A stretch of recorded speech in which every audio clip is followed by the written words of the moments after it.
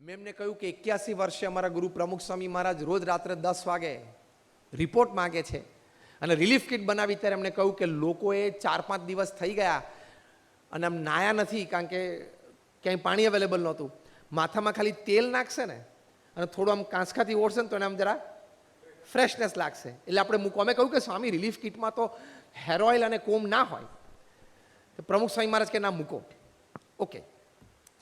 પછી પ્રમુખ સ્વામી મહારાજ કે 4-5 દિવસ થયા લોકોના નખ વધી ગયા હશે, આપણે એક નેલ કટર મૂકો.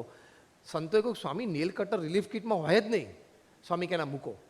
લોકો નખ કાપે ને તો જરા જમી શકે, ફ્રેશ લાગે.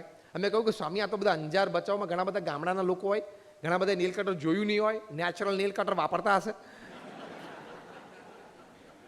પ્રમુખ સ્વામી મહારાજ કે ના મૂકો. એમની આજ્ઞા હતી, એમની ઈચ્છા હતી એટલે અમે મૂક્યું.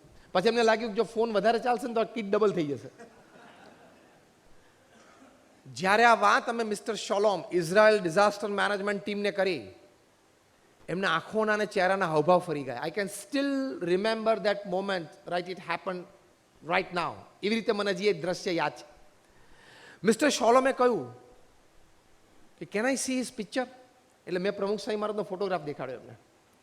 એ જોઈને પ્રભાવિત થયા કે his eyes are very spiritual. અને પછી એક અદ્ભુત વાક્ય બોલ્યા, જો attitude is the master key. એક અદ્ભુત વાક્ય મિસ્ટર શોલોમ બોલ્યા કે we work from the head, he works from the heart, so he got this idea.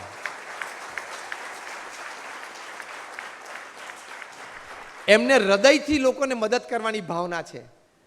લોકોનું દુઃખ જે અત્યારે છે ને એ પોતે મહેસૂસ કરી શકે છે, ફીલ કરી શકે છે. એટલે આ બધું આપવાની એમના હૃદયમાં ભાવના થાય છે. અમે લોકોએ તો સ્ટાન્ડર્ડ વિચાર્યું કે રિલીફ કિટમાં આટલું જ હોય. હવે જો એટીટ્યુડ સારો હોય, લોકોને સમજી શકતા હોય તમે, તો કેટલું મોટું કાર્ય થાય. પછી રિહેબિલિટેશન શરૂ થયું. અમે 9 ગામ દત્તક લીધા, 1500 ઘર બાંધી આપ્યા અને એનું લોકાર્પણ સમારોહ હતો. જ્યારે અમે 9 ગામ દત્તક લીધા અને 1500 ઘર બાંધી આપવાના હતા, ત્યારે અમારા સંસ્થાના એન્જિનિયર્સ, અમારા સંતો અને અમારા બીજા એન્જિનિયર્સ આર્કિટેક્ટ્સે સોસાયટી સિસ્ટમ બનાવી. પ્રમુખ સ્વામી મહારાજ પાસે મિટિંગમાં બેઠા. 3rd minute in the meeting પ્રમુખ સ્વામી મહારાજે કહ્યું કે આ સિસ્ટમ બરોબર નથી. કે સ્વામી અત્યારે અમે એ લોકોને મોડર્ન અર્બન લોકેલિટીઝ આપી છે, તો એ લોકો તો બધા ગામડાની સ્ટાઇલથી રહેતા હતા, પણ હવે આપણે સોસાયટીઝ આપીએ આમ લાંબી. પ્રમુખ સ્વામી મહારાજ 18,000 ગામડાઓમાં ફરેલા હતા. એમને ગ્રામીણ લોકોની મેન્ટાલિટી ખબર હતી. Your attitude is build up by your experience and by your meeting with people. Pramukh Swami મહારાજે કહ્યું કે શહેરના લોકો છે ને સોસાયટીમાં ને ફ્લેટમાં રહેવા ટેવાયેલા હોય, ગામડાના લોકો છે ને ક્લસ્ટરમાં રહે. 8-10 ઘર હોય, વચ્ચે એક મોટો ચોક હોય, મોટો વચ્ચે વડલો હોય, ત્યાં લેડીઝના ટાઈમે, જેન્ટ્સના ટાઈમે બેઠા હોય, વાતોચીતો કરે, ચાય પીવે, નાસ્તો કરે. ગામડાના લોકોને એવું હોય કે પોતાના ઘરનું દરવાજો ખોલે ને એટલે એને 5-6 દરવાજા દેખાવા જોઈએ. એમાંથી જો કોઈક બહાર નીકળે તો તરત વાતો કરવાની મન થાય એને. આપણે તો એ વાતો કરી ના શકીએ કારણ કે કોઈનો દરવાજો દેખાતો ના હોય, અને કોઈ દેખાય ને કોઈ નીકળે તો ટાઈમ ના હોય કારણ કે પાછી 6:35 પકડવાની હોય ટ્રેન. અમે અમારા એન્જિનિયર્સે બહુ આર્ગ્યુમેન્ટ કરી. પ્રમુખ સ્વામી મહારાજે પકડી રાખી વાત કે ના, ક્લસ્ટર્સ જ બનાવો. એટલે બધા પ્લાન ફેલ. પછી ક્લસ્ટર્સ બનાવ્યા. જ્યારે લોકાર્પણ થયો ત્યારે લોકો બહુ ખુશ થયા. લોકોને આ જ જોઈતું હતું. અમે ત્યાં ઉખડમોરા ગામ હતું, એ આખું ગામ દત્તક લીધું હતું અને અમે બાંધ્યું. અમારી બાજુમાં જ એક બહુ જ સારી એનજીઓ નેશનલ ઇન્ટરનેશનલ લેવલ ઉપર કામ કરે છે, ખૂબ સારું કામ કરે છે. એ લોકોએ અમારી બાજુનું જ ગામ દત્તક લીધું હતું અને એ લોકોએ પણ સરસ આખું ગામ બાંધ્યું. પણ એ લોકોએ સોસાયટી સિસ્ટમ બનાવી હતી. પાક્કા મકાન હતા, સરસ. અમે પણ પાક્કા સરસ મકાન આપેલા. પણ આજે પણ એ ગામ આખું ખાલી છે. લોકો રહેવા નથી જતા કે આ સિસ્ટમમાં અમને ફાવશે જ નહીં, અમારે ક્લસ્ટર જ જોઈએ. તમારો એટીટ્યુડ સારો હોય, પોઝિટિવ હોય ને હાઈ હોય, you will be able to pick up people's emotions and be more successful in life. કારણ કે સક્સેસ માટે ટેકનિકલ સાઈડને 10% આપવામાં આવે છે, તમારી લોજિકલ સાઈડને બીજા 20% આપવામાં આપે છે. બાકીનો 70% સક્સેસનો રેટ પીપલ સપોર્ટ ઉપર આધારિત હોય છે. જે બધા કામ કરો છો તમને અનુભવ હશે, જે એનજીઓઝમાં કામ કરો છો એને વધારે અનુભવ હશે. Of all the success, 10% is technical know-how, 20% is your logical know-how, that is knowledge of the subject, 70% is people support. તો એ અભિગમથી આવે છે. તમારો એટીટ્યુડ લોકો પ્રત્યે સારો હોય, બોલવું, ચાલવું, ઉઠવું, બેસવું, વર્તવું, તો તમને આવો સપોર્ટ મળે તો એ એટીટ્યુડથી મોટું કામ થાય. જ્યારે 2000ની સાલમાં પ્રમુખ સ્વામી મહારાજ અમેરિકા પધાર્યા, બિલ ક્લિન્ટન અમેરિકાના પ્રેસિડેન્ટ હતા, એ ઓન કેમ્પેન ટ્રેલ હતા સેકન્ડ ટર્મ માટે, પ્રેસિડેન્સી માટે. ફ્લોરિડા માયામીમાં હતા, એમને ખબર પડી કે પ્રમુખ સ્વામી મહારાજ અહીંયા છે, એટલે એમણે કમ્યુન આવ્યું અમને વ્હાઇટ હાઉસમાંથી કે વોન્ટ્સ ટુ મીટ પ્રમુખ સ્વામી મહારાજ. પધાર્યા, બંને મહાનુભાવ વચ્ચે 22 મિનિટની મીટિંગ થઈ. હવે સાંભળજો, attitude can cross all barriers. Bill Clinton American president, પ્રમુખ સ્વામી મહારાજ એક એનજીઓના હેડ. બિલ ક્લિન્ટન આમ 3-piece સૂટ, પ્રમુખ સ્વામી મહારાજ આ કપડાં પહેરેલા. બિલ ક્લિન્ટન અંગ્રેજી બોલે, પ્રમુખ સ્વામી એક શબ્દ સમજી ના શકે, કારણ કે 5 જ ધોરણ ભણેલા હતા પ્રમુખ સ્વામી મહારાજ. અને પ્રમુખ સ્વામી મહારાજ ગુજરાતી બોલે એ બિલ ક્લિન્ટન સમજી ના શકે. વચ્ચે અમારા એક સંત હતા, દુભાષા સંત તરીકે Amritnandan Swami, English to Gujarati, Gujarati English કરે, એટલે એકચ્યુઅલ 22 મિનિટનો વાર્તાલાપ તો 8 જ મિનિટ ચાલ્યો કહેવાય, કારણ કે 2 વે ચાલતું હોય ને. 8 મિનિટની મુલાકાત પછી બિલ ક્લિન્ટન, એ મુલાકાત બાદ અમને સંતોને વાત કરી કે I am so much impressed by his personality, his eyes are so expressive, I can sense in his eyes that they were full of integrity.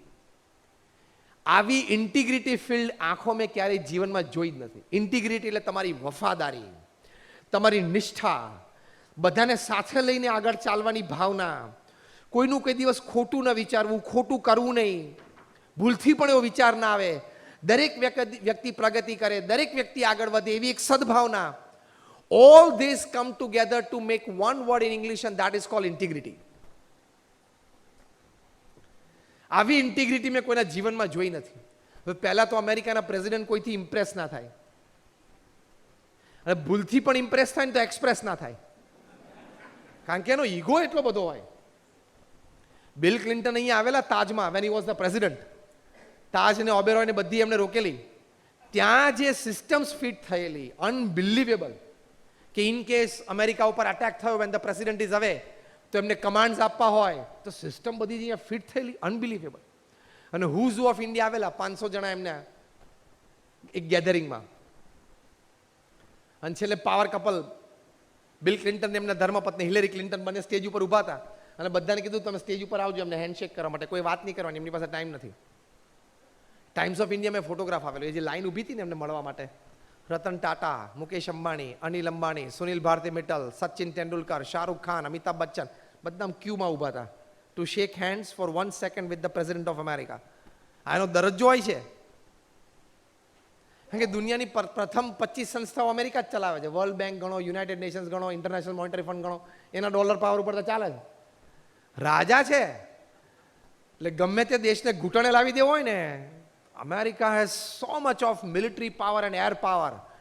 એના દેશમાં, એના દરિયામાં જઈને એના શિપ ઉપરથી પ્લેન બોમ્બાર્ડિંગ ચાલુ કરે, ગમે તે દેશને જો એ ધારે, જેને યુદ્ધ લાંબુ ચલાવવું હોય તો એ લાંબુ ચલાવે, બાકી જો ધારે તો 48 કલાકમાં તો દુનિયાના ગમે તે દેશને ઘૂંટણે લાવી દે, એટલી તાકાત છે એની પાસે. They have military power, air power, આ બધા કરતાં R&D પાવર તો એનાથી મોટો છે એ લોકો પાસે. R&D પાવર તો એટલી મોટો છે, ડોલર પાવર જબરજસ્ત. એ ઇમ્પ્રેસ ના થાય. અને પ્રમુખ સ્વામી મહારાજે મુલાકાતમાં છેલ્લે કહ્યું કે સાહેબ અમારું અક્ષરધામ જોવા માટે આવજો ખાસ.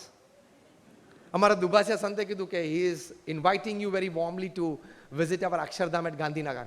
બિલ ક્લિન્ટન ઇમિડિયેટલી બોલ્યા કે when he is inviting I will come, અને આવ્યા ગાંધીનગરનું અક્ષરધામ જોવા માટે.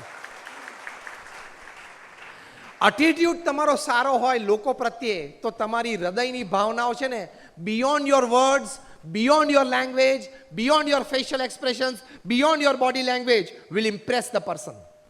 હૃદયની ભાવના ચોખ્ખી હોવી જોઈએ, એટીટ્યુડ ચોખ્ખો હોવો જોઈએ, તો મોટું કામ થશે. એટીટ્યુડ ચોખ્ખો હોય ને, તમારે આવડતની જરૂર નહીં પડે. આઈ ચેલેન્જ એન્ડ ગેરંટી. તમારી પાસે નોલેજ ઓછું હશે, રિસોર્સિસ ઓછા હશે ને, તો પણ તમારું ધાર્યા બહારનું પરિણામ તમે લાવી શકશો. અહીંથી પ્યોર રહેજો.